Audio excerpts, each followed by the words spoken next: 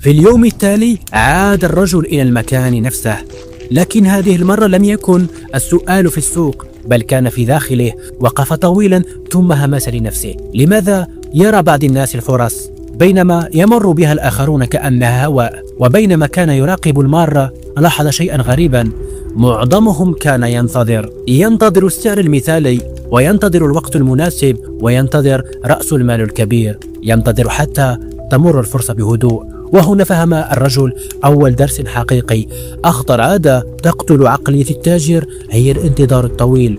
التاجر لا يقفز بتهور، لكنه أيضا لا يتجمد بخوف. هو يتحرك بخطوة صغيرة ثم يتعلم ثم يصحح المسار.